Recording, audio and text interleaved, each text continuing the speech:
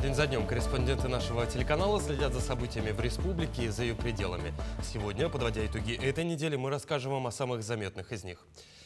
Вы смотрите программу «Якутия. День за днем». В студии Петр Васильев. Здравствуйте. Вот о чем мы расскажем в ближайший час.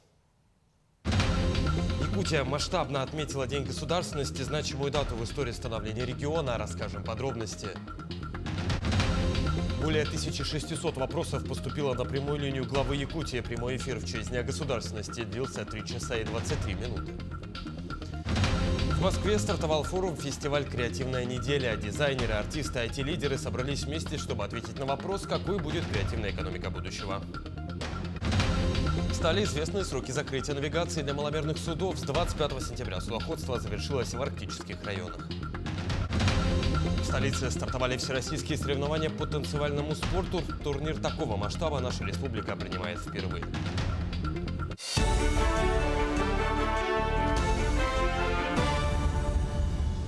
Накануне в Якутии отметили День государственности. По всему региону вспоминали общественно-политических деятелей, которые внесли огромный вклад в становление республики, проводя памятные мероприятия и возлагая цветы к их памятникам. Так, на площади Орджоникидзе состоялось возложение цветов к памятнику видного государственного деятеля, одного из основателей автономии Якутии Платону Аюнскому. Уже столько лет, как мы обрели определенную самостоятельность, и сегодня имеем определенные движения вперед и определенные большие достижения. Конечно же, то, что сделано республикой за эти годы, не поддается, наверное, никакому сравнению. Мы сейчас стали центром и Дальнего Востока, и фактически всей, наверное, восточной части нашей необъятной Родины. Сразу несколько новых объектов открыли в республике в День государственности. Главным событием стало открытие Международной орнитологической обсерватории в местности Охотский перевоз в рамках проекта «Полет Стерха». Кроме того, ввели библиотеки, школы и детские сады, а также центры реабилитации несовершеннолетних, открытые в Горном, Амгинском, Верхоянском, Алекминском и Мирнинском районах. Свой отчет предоставили дорожники, завершившие капремонт таких важнейших автомобильных дорог, как НАМ и Мюрю. Помимо этого прошел запуск внутрипоселковой газовой сети в поселках Бердигистях и Чурапча. Здесь, конечно, не обошлось без совместной работы, потому что все источники идут по отраслевым программам, в том числе еще и с комбинацией, потому что, вот, например, финансирование объектов в горном районе газификации шло по нашей государственной программе обустройства зон ИЖС для многодетных семей. Отремонтированы школы, детские сады. Они дают возможность тоже нашим детям получить комфортное пребывание в образовательном учреждении, дошкольном образовательном учреждении. Ну и вот семейные МФЦ, они дают нашим семьям возможность решать свои вопросы. Семейный и многофункциональный центр открыл свои двери в Мирном. Это 6-е подобное учреждение в республике, которое станет важным звеном в оказании помощи населению. Центр организует деятельность в формате единого окна, обеспечивая удобство получения необходимых услуг. Предоставляемые услуги охватывают широкий спектр потребностей от комплексной социальной помощи до сопровождения семьи в кризисных ситуациях. Открытие подобного объекта направлено на повышение качества жизни населения Мирнинского района и их улучшение социального обслуживания. Но вообще в реабилитационном центре сейчас 49 штатных единиц. Но из них 8 человек будут работать именно в семейном многофункциональном центре. Кроме этого будет задействована работа межведа. Это Государственный комитет занятости, Социальный фонд России, также с Министерством здравоохранения, ну и многие другие организации, которые заинтересованы оказать первую оперативную помощь для населения. В рамках Дня государственности прошло вручение госнаград Российской Федерации Республики Саха. Около 50 человек удостоились высокой чести и были награждены орденами, медалями и нагрудными знаками за различные заслуги перед страной и республикой. Ими были отмечены деятели культуры, науки, образования, здравоохранения, передовики промышленности и сельского хозяйства, представители социальной сферы и транспорта. Высшие же награды от республики орденом «Полярная звезда» был награжден Николай Парников за свою плодотворную и долгую деятельность, а также вклад в развитие энергетики региона и страны. Я работаю в энергетике с 1971 года. Это получается 54 года. Последнее мое место работы – это генеральный директор Сахэнерго. Сахэнерго это обеспечивало все северные улусы электроэнергией, теплом. Поэтому мы знали, что наша работа очень важная. От нас зависит очень много, потому что мы солнце, электроэнергию мы считаем, все считают, что это электричество – это второе солнце. Без тепла и без электроэнергии невозможно в современном мире жить и трудиться и работать. Накануне, в День государственности, глава республики Айсан Николаев провел традиционную прямую линию. Эфир длился 3 часа 23 минуты. Всего жители отправили 1672 вопроса. Сбор стартовал 18 сентября и продолжался до конца трансляции. На часть обращений руководитель региона ответил во время эфира, а остальные будут переданы в работу профильным министерствам и ведомствам. Традиционно много вопросов по социальным выплатам, строительству объектов и благоустройству. Часто встречались темы здравоохранения, жилищно-коммунального хозяйства, энергетики, связи и интернета. Что еще нужно сделать для роста надежности в энергоснабжении? Какие вопросы? Электроэнергия, порядка 3 гигаватт. Сейчас я возьму и долговечного такого источника электроэнергии. Сейчас. Уважаемый Арсений Сергеевич, наша республика традиционно славится. Количество населенных пунктов, которые выделены руководством страны как приоритетные для... В Якутии принято решение оставить двухуровневое местное самоуправление с учетом системы территориально-административного деления и удаленности многих населенных пунктов от районных центров. Об этом в ходе прямой линии сообщил глава региона Айсан Николаев. Он отметил, что вопрос много раз обсуждался с народными депутатами, главами муниципальных образований, общественниками, руководителями республики разных лет. При этом законом определено, что главы административных центров субъектов избираются городским советом депутатов по предоставлению высшего должностного лица региона. Принимая в учет наши традиции, нашу сложившуюся систему территориально-административного отделения, нашу удаленность многих населенных пунктов от районных центров, когда между ними не десятки, а многие сотни километров, и когда для решения каких-то задач на местном уровне абсолютно необходимо наличие там органа местной власти. Мы приняли решение, что у нас в республике двухуровневая система местного самоуправления остается. Пожароопасный сезон этого года стал рекордным по минимуму возгорания в лесах Якутии за время наблюдения таких пожаров из космоса. В частности, на снижение числа лесных пожаров повлияла превентивная работа с привлечением самолетов-зондировщиков. Искусственные осадки начали вызывать в начале пожароопасного сезона. Также в борьбе с пожарами помогла оперативность тушения в первые сутки возникновения возгораний. То, что президент в прошлом году после поездки в Якутск поддержал нас и нам в этом году средства были доведены до начала пожароопасного сезона, а не в конце, как всегда это было. Это резко изменило ситуацию по работе с авиакомпаниями, по проведению конкурсов, по набору дополнительных людей. То есть, когда у нас уже деньги были у наших учреждений, им гораздо было легче уже с контрагентами работать и разговаривать. В итоге также и правильно проведенные работы по вызову дождей, особенно вот по весне, когда пожары начали разгораться в мае месяце, мы тогда рано вызвали вот этот самолет, и он начал работать и помог как раз сбить ту волну по весне. В последние годы в Якутии отмечены небывалыми по своим темпам развитием инфраструктуры. Больше 3 миллиардов рублей вложили в формирование комфортной городской среды. Как преобразились города и села нашей республики, выясняла Эржена Гармаева. София Пшенникова – частая посетительница парка Амикан. Девушка признается, после благоустройства Кысеху Аланхо здесь все изменилось. Появились детские и спортивные площадки, тропинки для пеших маршрутов. Теперь это любимое место отдыха не только для Софии, но и всей ее семьи. Мы часто бегаем здесь каждое утро по великолепным асфальтированным дорожкам. Мы любим медитировать на смотровых площадках, а также в оборудованных беседках. У нас есть такая традиция семейная. Мы делаем выездные завтраки или используем их как место для коворкинга. полувековому юбилею южной столицы нюрнбергцев ждет еще один подарок – реконструкция культурного парка.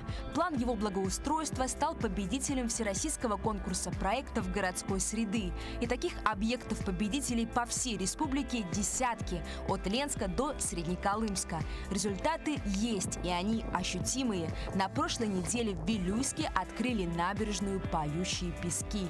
Честно говоря, не ожидал, что получится такое впечатляющее, такое красивое место с таким шикарным видом на реку. Столько было труда, любви здесь вложено.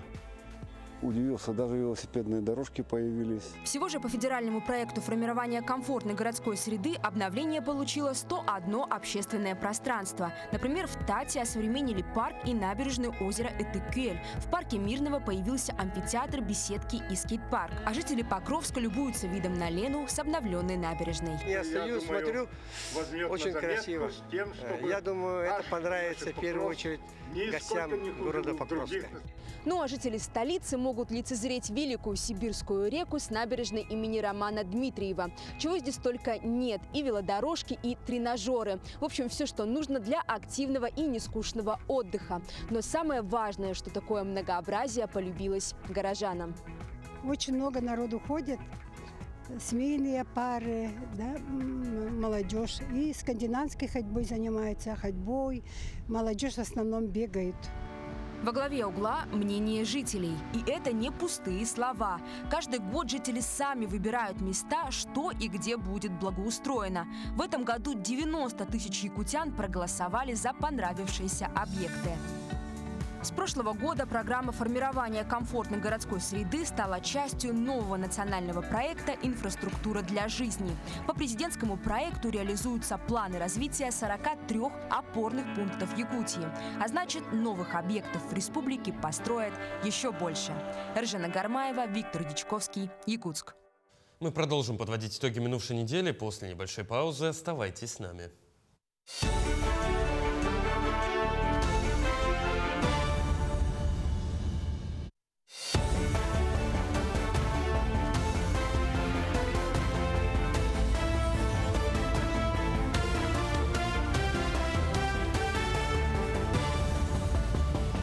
Это итоги недели, мы продолжаем. Новый технологический этап наступает во всем мире, и все больше стран начинают воспринимать мирный атом как возможность для долгосрочного ускорения развития в новых условиях. Об этом заявил президент России Владимир Путин во время заседания глобального атомного форума, проходящего в рамках мировой атомной недели. Он также отметил, что только Россия обладает компетенциями во всей технологической цепочке ядерной энергетики. Что также крайне важно снять, по сути, вопрос обеспеченности ураном. Отмечу, что испытание всего спектра передовых материалов для замкнутого цикла планируется на базе Международного центра исследований. Он формируется в Ульяновской области в России. И мы приглашаем ученых из разных стран к сотрудничеству в развитии технологий, которые открывают новую, без всякого преувеличения, новую эпоху в атомной энергетике. Экономика страны в 2026 году должна вырасти на 1,3%. Такое заявление сделал председатель правительства России Михаил Мишустин. Цитата: проект бюджета предполагает, что в следующем году ВВП вырастет сразу на 1,3%. За трехлетку он увеличится почти на 7%, составив в номинальном выражении порядка 276 триллионов рублей, подчеркнул премьер. Основными драйверами экономического подъема при этом остаются сферы реального сектора, машиностроения, обрабатывающая промышленность, строительная индустрия, сельское хозяйство. Проект бюджета основан на базовом варианте прогноза социально-экономического развития. Документ предполагает, что в следующем году ВВП вырастет на 1,3%. За трехлетку он увеличится почти на 7%, составив в номинальном выражении порядка 276 триллионов рублей. Доходы на 2026 год прогнозируются на уровне 40 триллионов 283 миллиардов рублей, причем доля ненефтегазовых поступлений в общем объеме вырастет почти до 78%. То есть курс на модернизацию экономики, расширение веса отраслей с более высокой добавленной стоимостью сохранится. В Москве стартовал форум-фестиваль «Креативная неделя». В центре России собрались дизайнеры, артисты, IT-лидеры, представители власти, чтобы ответить на вопрос, какой будет креативная экономика будущего. Якутия, лидер отрасли, регион поделился тем, что уже сделано и что будет. Подробности у Айсены Бурнашовой. Креативная экономика – это творчество и инновации. Наш российский культурный код, наши традиции. Ее продукт – интеллектуальный труд. Добро пожаловать в Челябинскую область. На ключевой сессии государства визионер обсудили новую российскую модель – экономику будущего, где главный капитал – смыслы, а ресурс – талант. В чем наша сила, в чем можно назвать это визионерством, можно назвать это какой-то миссией, да? Но у России, слава богу, с ее огромной культурой, с ее многообразием, в том числе национальным многообразием, этих смыслов на самом деле масса. И они на самом деле являются традиционной культурой. Якутия – один из первых регионов, который еще в 2018 году сделал ставку на креативную индустрию. Результаты очевидны. Созданы IT-парк и квартал труда. Сегодня в креативном секторе республики трудятся 48 тысяч человек. А якутские бренды одежды вышли за пределы региона. Вначале мы набираем бренды, обучаем их. Затем проходит такой особый этап, называется проспекция, когда данные бренды начинают общение с ритейлерами. Это была наша основная задача, чтобы якутские бренды вышли за рамки региона. Особая гордость – якутское кино. Только в этом году кассовые сборы составили 200 миллионов рублей. А всего якутские фильмы получили 280 кинонаград. Дальше больше. Выход уже на рынки Азии с продуктами, которые не только наши, якутские, но и других регионов. Именно из этих целей мы в марте следующего года будем проводить такой уже глобальный медиарынок, куда мы в первую очередь будем приглашать страны Юго-Восточной Азии, Китай, Ближний Восток. Развитие креативных отраслей открывает для регионов и России новые перспективы. Креативную неделю ждали. Для творческих индустрий сейчас время возможностей. IT, дизайн, мода, кино, литература – всего 16 отраслей формируют креативную экономику. Индустрия растет быстро, в 4 раза быстрее российской экономики в целом. И не случайно символом креативной недели стала семечко – знак роста и развития. У нас цель, поставленная президентом, вырастить вклад креативных индустрий в валовый продукт до 6%. Если сегодня это 4%, то надо дойти до 6%. Еще раз, да, это 6%, но это 6%, которые заметят все. Российская креативная неделя – крупнейшая площадка для обсуждения тенденций, обмена опытом и продвижения российских проектов. Форум продолжит свою работу. В программе более 80 мероприятий, выступления 500 спикеров из 7 стран. Тема стала понятна, востребована и очень нужна нашим креативным людям, творческим в нашей большой стране. Спасибо. Айсена Бурнашова, Виктор Олесов, Москва. Организацию авиаперевозок в арктические районы обсудили на заседании Постоянного комитета Илтумена по экономической, инвестиционной и промышленной политике под руководством Павла Петрова, подвели предварительные итоги прохождения пожароопасного сезона на территории региона, рассмотрели подготовительные мероприятия к сезону следующего года. Особое внимание уделили проблемам организации авиаперевозок по социально значимым маршрутам, межрайонных авиарейсов в арктические районы республики и выполнению санитарных рейсов.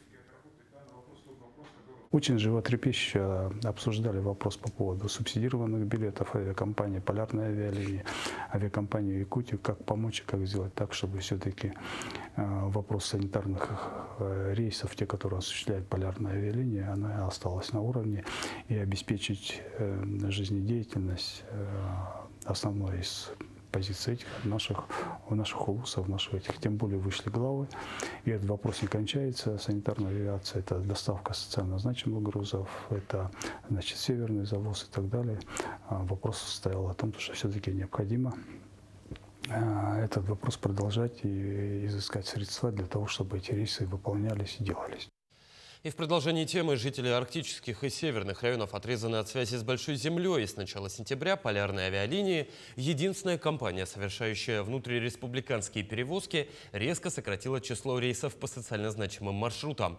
Причиной тому исчерпание средств из бюджета Якутии. При потребности в 1 миллиард госфинансирования в 2025 году составило чуть больше 300 миллионов рублей. Эту сумму компания освоила еще в июне. Потому билеты в труднодоступные пункты теперь продаются не по субсидированным тарифам. Сейчас жителям предлагают билеты по экономически обоснованным ценам со скидкой от 20 до 40%. Как будет обстоять ситуация в дальнейшем, зависит от депутатов Илтумен, а парламентарии утвердят бюджет республики на следующий год уже в осеннюю сессию. Потребности по загрузке муниципальных образований, такие рейсы продолжаются выполнение.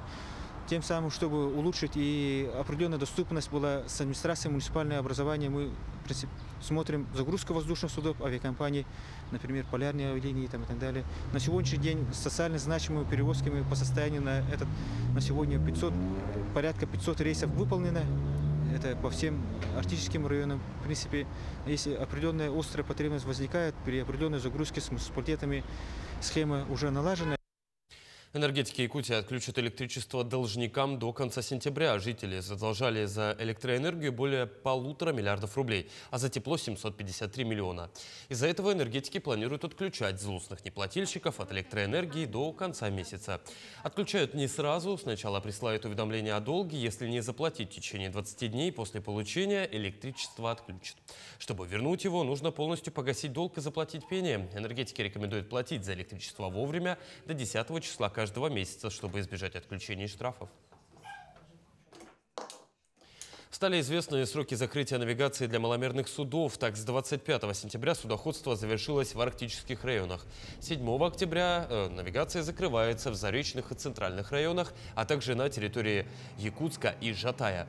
Специалисты ГИМС проводят уроки безопасности в общеобразовательных учреждениях, где сотрудники МЧС России и спасатели напоминают ребятам основные правила поведения у воды, а также в целях предотвращения несчастных случаев во время эксплуатации маломерных судов проводят рейды и патрулирование на воде. На водных объектах республики погибло 45 и 5 человек пропали без вести. Произошло 12 происшествий с маломерными судами, в результате которых 9 человек утонуло и 4 пропали без вести. Согласно приказу Минтранса определены сроки закрытия навигации для маломерных судов на территории Якутии.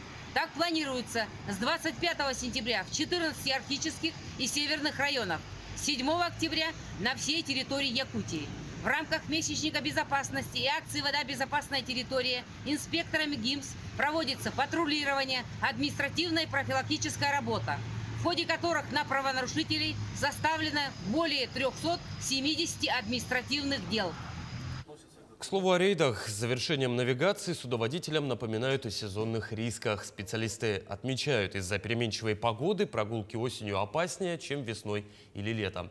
Вода в осенние месяцы холодная. В случае, если лодка перевернулась и человек упал в воду, намокшая одежда потянет его вниз, сковывая каждое движение. Поэтому спастись бывает довольно трудно.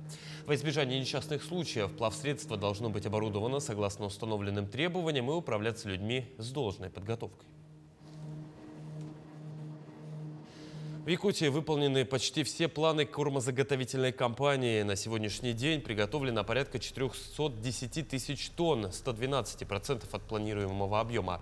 Продолжается пополнение запасов корма для животных. Сейчас отложено более 13 тысяч тонн сенажа и 27 тысяч тонн силоса. Уборка зерновых культур выполнена на 104%, что равняется 12 тысячам тонн. Этот показатель сразу на 167% больше, чем в прошлом году. Урожайность картофеля на данный момент составляет 87% от плана. О усовершенствованиях системы мониторинга заготовки молока шла речь в Минсельхозе региона. На страцессии приняли участие начальники улусных управлений сельского хозяйства, руководители заготовительных предприятий и фермеры. В этом году план заготовки молока составляет 62 тысячи тонн. На сегодня задача выполнена на 82%. 52 тысячи тонн молока уже заготовлено. Но в связи с введением тех регламентов и работой в системе «Меркурий» возникает ряд проблемных вопросов.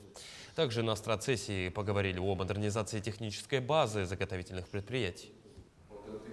Основная целевая задача – обсудить моменты, где у нас есть пробелы по ветеринарно-сопроводительной документации, по сопровождению и внесению информации через федеральную программу «Меркурий» и, соответственно, по вопросу технической модернизации в целом отрасли переработки.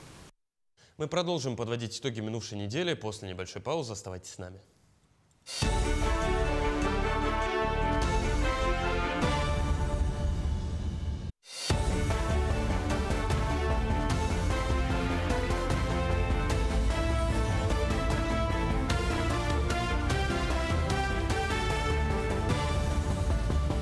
Это итоги недели. Мы продолжаем.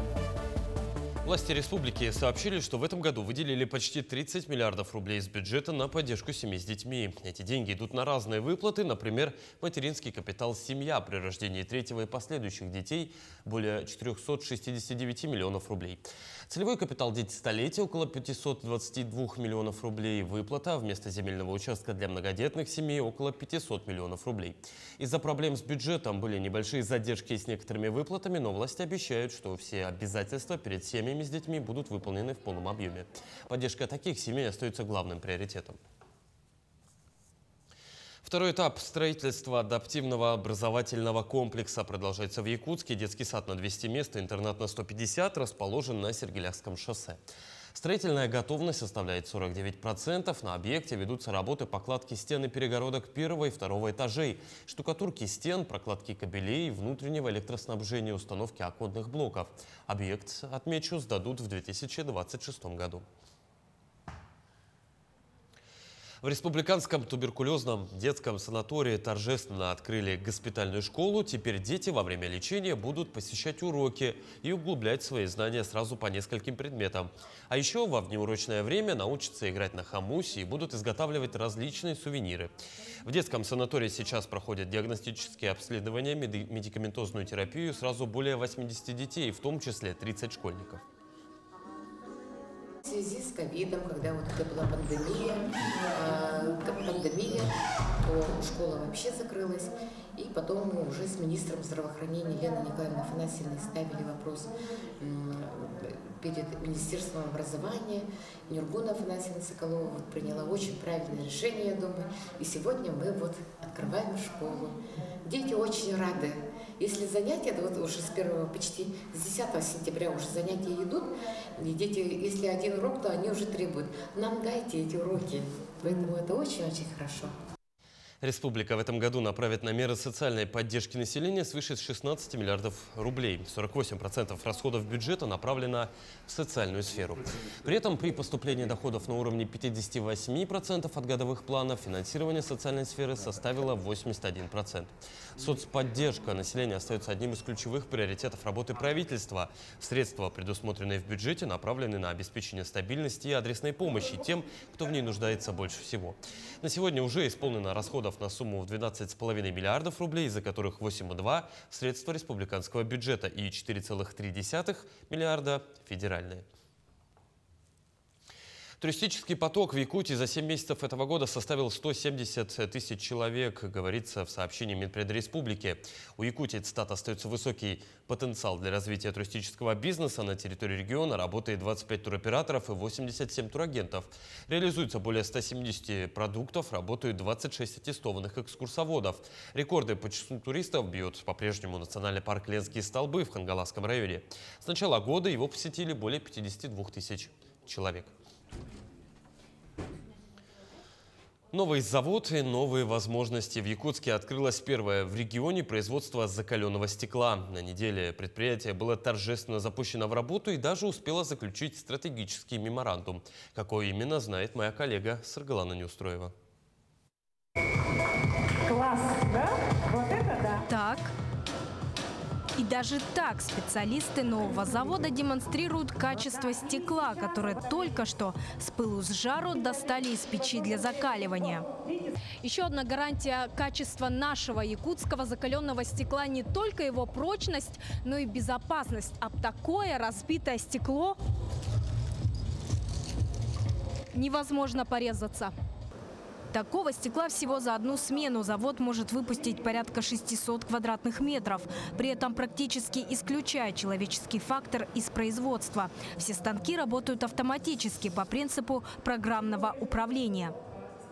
Тем не менее, у нас 10 человек, потому что оборудование сложное и Инженеры, которые приехали и обучали, они обучали одному станку одного человека. Поэтому каждый сотрудник наш на вес золота. Как сообщает исполнительный директор компании, только начав работать, производство заключило аж несколько контрактов со сторонними организациями. Но, пожалуй, самую важную подпись стороны поставили на соглашение с агентством по привлечению инвестиций. Согласно документу, организация будет содействовать заводу на каждом этапе его развития. И будем также оказывать содействие в выведении этого производства и его товаров на местный рынок, поддержки во взаимодействии с локальными застройщиками, чтобы деньги оставались внутри региона, экономический рост обеспечивался за счет внутренних производств. Перспективность этого производства отметили и в региональном Минстрое. По словам заместителя главы ведомства Александра Баланова, раньше закаленное стекло завозилось в республику из других регионов и даже из других стран. Отсюда вытекали большие логистические затраты, необходимость ориентироваться на времена года и даже на геополитическую обстановку. Завозимые материалы, они сейчас стоят гораздо выше. Если сейчас мы запускаем производство в Якутске, это так или иначе поспособствует тому, что стоимость этих изделий будет значительно ниже тех материалов, которые закупаются из других субъектов. Впереди у завода много важных задач, но самое главное – покорить местные компании. Впрочем, строить амбициозные планы никто не запрещает. Забегая вперед, скажу, предприятие задумывается над тем, чтобы поставить себе рамки. В прямом смысле, в планах у завода изготовление окон. Саргалана Неустроева, Аэлита Махно, Якутск. В Якутии центры амбулаторной онкологической помощи с начала года приняли более 42 тысяч пациентов. Благодаря их работе удалось выявить 388 случаев злокачественных новообразований, причем большинство на ранних стадиях. Время обследования сократилось почти в 2 раза. В 17 таких центрах, 14 из которых расположены в районах республики, наблюдается более 15 тысяч пациентов. По словам министра здравоохранения региона, новые подходы в организации онкопомощи улучшили доступность и качество лечения. Алданский межрайонный дом-интернат для престарелых и инвалидов в поселке Ленинском расширился. К 55-летию добавлено еще 5 койкомест. Одним из новоселов стал Сергей Дерябин. В последние годы он жил в подвале многоэтажки. Впечатлениями о новой жизни новосел поделился с нашими коллегами.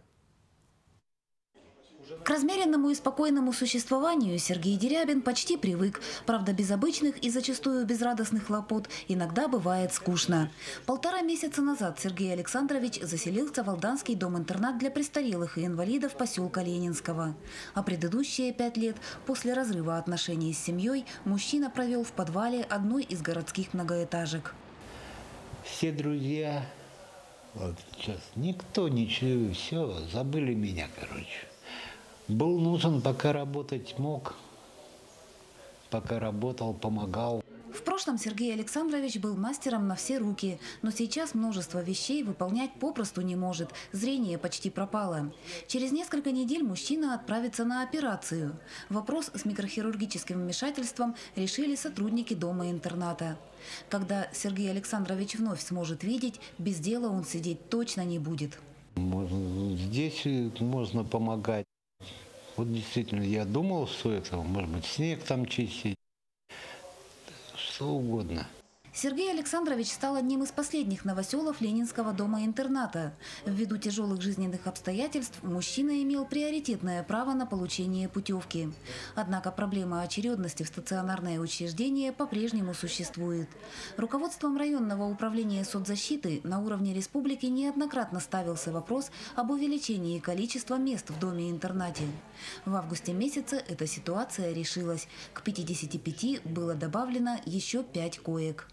Пошли навстречу, и в этом году нам удалось расширить коечный списочный состав проживающих до 60 человек. Мы, скажем так, на определенном этапе эту проблему решили, то есть расселили именно тех, кто у нас здесь, то есть на наших очередников. Ну и, конечно, в дальнейшем будем работать также в этом направлении. Принять новых пациентов позволяют как площади, так и штатная численность сотрудников стационарного учреждения. В ближайшее время в Ленинский дом-интернат заселятся 3 мужчин и 2 женщины. Места для проживания в комнатах подготовлены. В настоящее время идет оформление путевок. Мы получили приказ Министерства труда о расширении коечной мощности. Нас теперь 60. Мы подготовились заранее к данному приказу, то есть это все согласовано заранее. Места есть, люди поступают, адаптируются, проживают, все в порядке. Алданский межрайонный дом-интернат Ленинского – один из 3 действующих в Алданском районе. Специализированные учреждения также имеются в городе Томот и в поселке Илмах. В общей сложности в домах-интернатах проживают более 600 человек. Татьяна Вахнина, Сергей Шипачев, Александр Лукин, Алданский район, поселок Ленинский. Новая платформа МАКС обеспечивает цифровую безопасность пользователей. Принципиальное отличие платформы заключается в обязательной верификации. Запуск нового отечественного мессенджера рассматривается как шаг к обеспечению цифровой безопасности россиян. Все данные хранятся исключительно на серверах в стране, что исключает их использование третьими странами. Таким образом, для мошенников создается серьезный барьер. Анонимная регистрация невозможна, а доступ к пользовательской информации регулируется российским законодательством. Специалисты Комитета по молодежной и семейной политике провели для студентов Ленского технологического техникума лекцию по здоровому образу жизни. Молодежь за трезвый образ жизни. Такие мероприятия проводятся в городе регулярно. Они дают возможность для молодежи задуматься о своем здоровье и сделать выбор в пользу трезвости и здоровья. «Молодежь за трезвый образ жизни». Под таким названием прошла лекция для студентов техникума. Провела ее специалист по профилактике ведения здорового образа жизни Комитета по молодежной и семейной политике Кира Шайхиева. Приурочено познавательное мероприятие было ко Дню трезвости. В одной из аудиторий собрались 75 студентов первого курса. В течение получаса ребята с интересом слушали выступающую. Нередко в состоянии алкогольного опьянения мы можем, допустим, страдать той же самой белой горячкой. То есть как в простонародье белочка приходит, да, как говорят. Из лекций студенты узнали о вреде алкоголя для здоровья, важности соблюдения правильного питания и ведения здорового образа жизни в целом. Были затронуты интересующие вопросы, часто которые задают студенты, и мы постарались на них ответить. Студенты слушали очень внимательно, мы показали им информационный мультик, и думаю, что какую-то полезную информацию они для себя все-таки подчеркнули. После лекции первокурсники участвовали в обсуждении, задавали вопросы и делились мыслями. Ничего нового, это очевидно, что алкоголь – это вред для здоровья. У человека, у каждого свой выбор. Я считаю, что нужно проводить такие мероприятия, потому что в нашей стране алкоголизм – это серьезная проблема. И я лично в своем опыте видел, как люди валяются в траве в плохом состоянии. Это ужасно, как я считаю. И алкоголь пить, здоровье вредить и себя не уважать. Лучше заниматься спортом. Такие мероприятия считают студенты полезны. Они позволяют задуматься о своем здоровье и сделать выбор в пользу трезвости, здорового образа жизни, подталкивают заняться и спортом. Светлана Балеева, Алексей Семенов, Ленск. Мы продолжим подводить итоги минувшей недели после небольшой паузы. Оставайтесь с нами.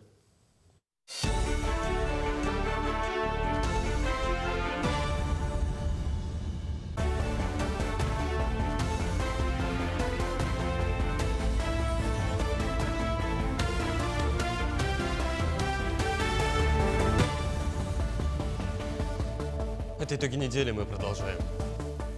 В Якутске прошла ежегодная республиканская агропромышленная выставка-ярмарка продовольствия. Основной площадкой традиционно стала Комсомольская площадь. Сельхозпроизводители, фермеры и поставщики со всех улусов города Якутска, а также республиканские агрошколы представили широкий ассортимент своей продукции на ярмарке. Там можно было приобрести овощи, мясо, рыбу, полуфабрикаты, молочную продукцию, копчености, ягоды, мед, деликатесы и многое другое. Особенностью этого года является то, что, во-первых, такие ярмарки, выставки начали проходить не только здесь, в городе Якутске, но и многие улусы в своих районных центрах организовывают и проводят такие выставки, ярмарки сельхозпродукции во многих улусах.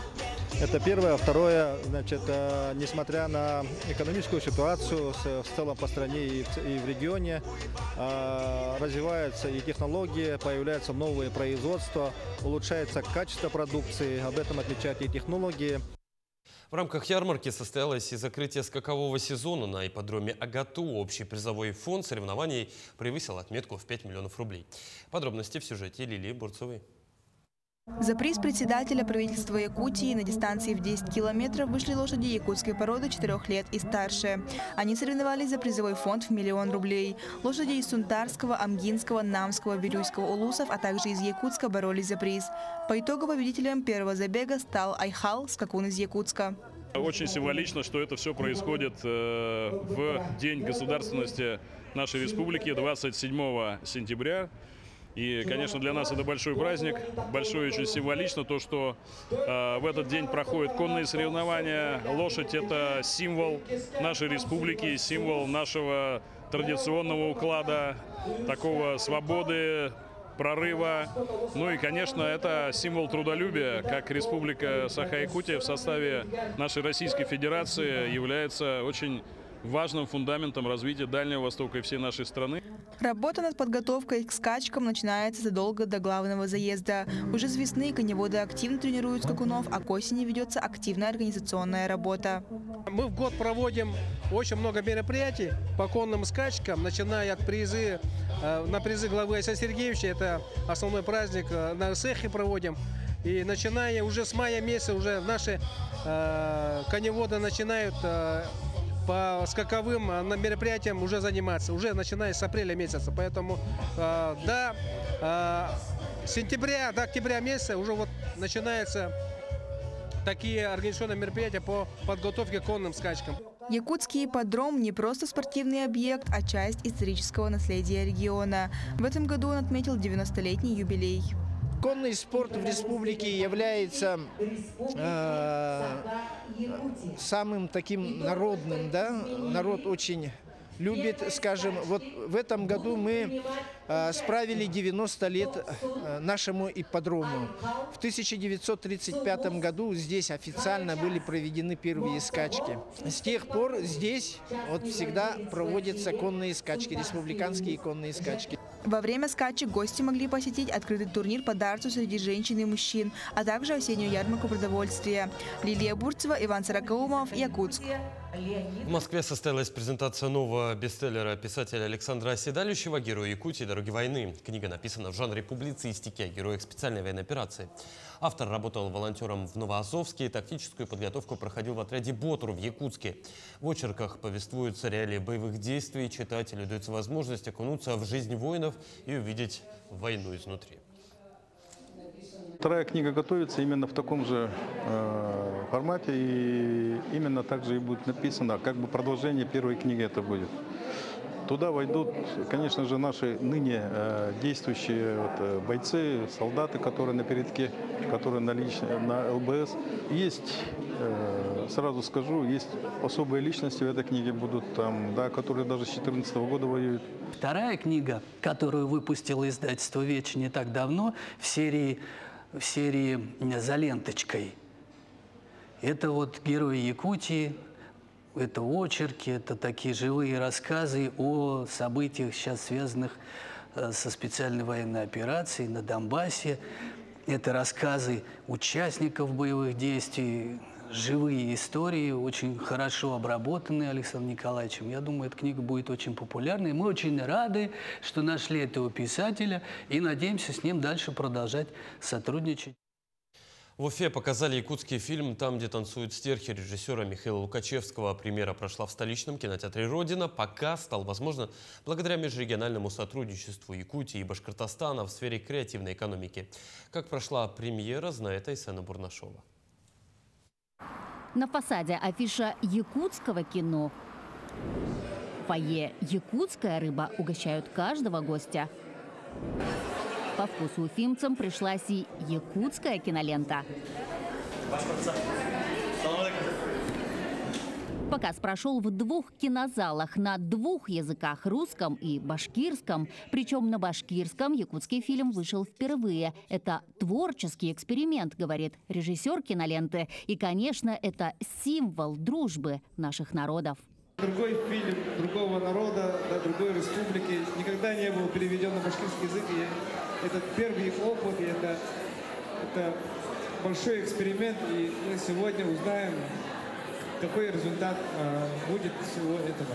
Там, где танцуют стерхи, пронзительный фильм о любви, семье, утрате, преодолении трудностей и, самое главное, вере.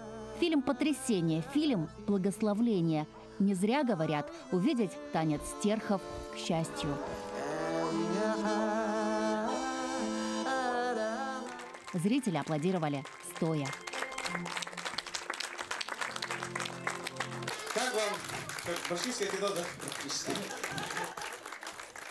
Я никогда до этого не работала вообще с якутским языком, если честно, но у меня такое удивление, насколько наши языки похожи. На башкирском языке очень понравился, как будто фильм снят в Башкортостане, природа очень понравилась. Надеюсь, что и башкирские фильмы они будут переводить на якутский фильм, на якутский язык. Спасибо. Показ якутского фильма в Башкортостане прошел в рамках межрегионального сотрудничества в сфере развития креативной экономики. Соглашение, о котором главы регионов подписали еще в июне этого года на полях Петербургского международного экономического форума. Соглашение подписано. Показ якутского фильма в Башкортостане – лишь первый шаг кинопартнерства. Впереди намечен прокат башкирского кино в Якутии. Премьеру ждем весной следующего года. Сейчас ведутся переговоры сторон. Айсана Бурнашова, Айтал Байтунов, Уфа, Башкортостан. К слову о кино. В якутском кино прозвучат национальные музыкальные мотивы впервые в исполнении симфонического оркестра. В новом фильме «Совесть», снятому по опасно социальной теме, расскажут истории героев, которые столкнулись с проблемой телефонных мошенников. Для постановки темы сцен было принято решение якутское музыкальное сопровождение, но в исполнении симфонического оркестра и хора филармонии Якутии. Главную роль среди прочих инструментов будет отведена национальной скрипке «Кырымпа». Фильм отснят творческой студией «Детсад» совместно с Сахафильмом. Его выход на большие экраны планируется уже в ноябре.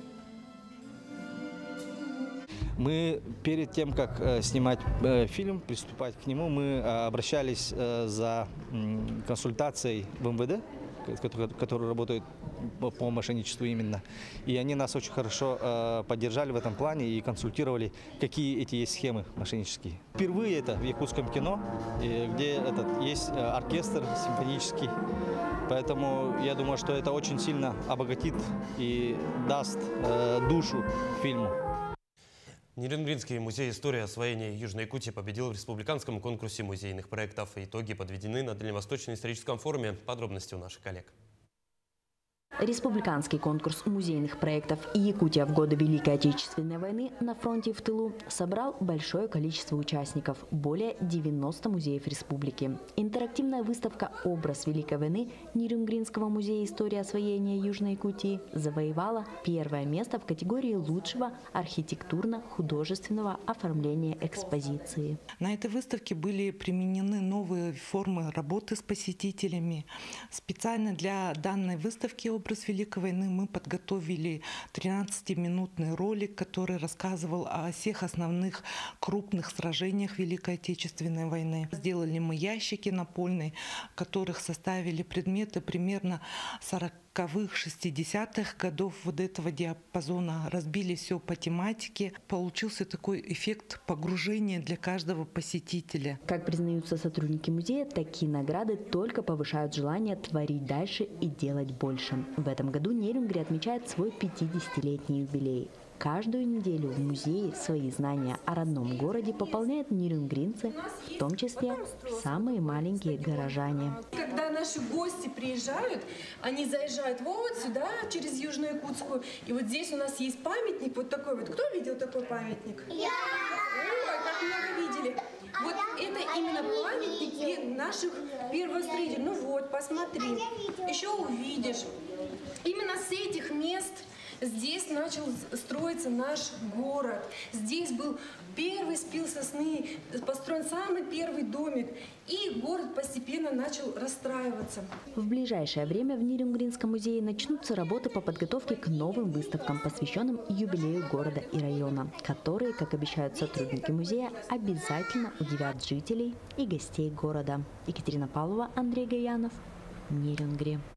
В столице стартовали всероссийские соревнования по танцевальному спорту. Турнир такого уровня наша республика принимает впервые. В ближайшие несколько дней на якутский паркет выйдут 232 участника из 23 регионов России. Сильнейших выявят в двоеборье, а также европейской и латиноамериканских танцевальных программах. Свое мастерство покажут дети, юниоры и молодежь, а взрослые спортсмены в том числе. Якутию представят 25 пар. Вход на соревнования свободный. Полюбоваться красотой и грацией танцоров можно в Центре спортивной подготовки «Триумф» с 9 часов утра. Наши спортсмены получили уникальную возможность увидеть республику, увидеть многообразие нашей страны. Сюда приехали спортсмены из 23 регионов. Я пообщалась с коллегами, которые являются руководителями данного комплекса, и такое массовое присутствие, оно вселяет оптимизм, поскольку нас больше, чем по другим видам спорта, участников соревнований подобного уровня. Такой была минувшая неделя глазами наших корреспондентов. Ну а я с вами прощаюсь. До встречи.